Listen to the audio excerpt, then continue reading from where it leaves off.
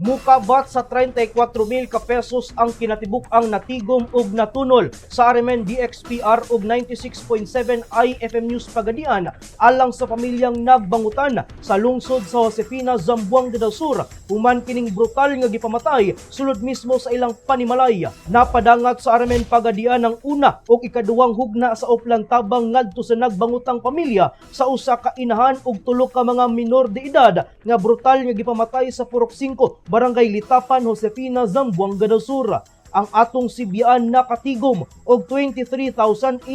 pesos nga cash donation sa unang hugna ug 9,500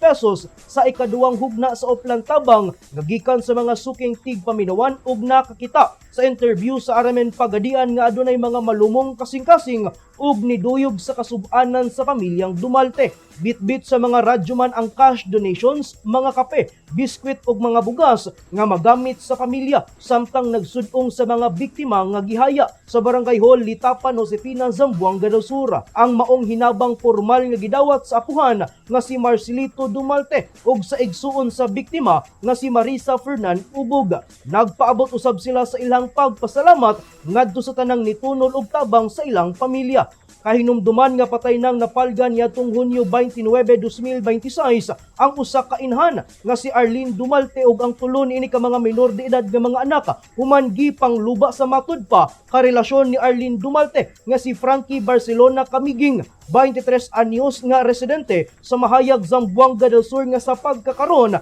nagtingkagul na sa mabugnaw nga selda sa Josefina Municipal Police Station human kining malampuson nga nadakpan niadtong Hulyo 2, 2026 sa Purok 3, Panagaan, Mahayag, Zamboanga del Sur. Ang Oplan tabang ni Radyoman usa ka pamaagi sa Aremen agig pagpamatud nga dili lamang kutob sa natad sa pagpanibya ang pagserbisyo ngadto sa publiko, lakip na usab ang pagtunol og tabang sa mga labing nanginhanglan pinagi sa Aremen Foundation uban ang mga stakeholders og suporta sa mga tigpaminawan sa Aremen Pagadian. Kasama mo sa Aremen News Center kini si Radyoman Sherman Calotes, Tatak Aremen.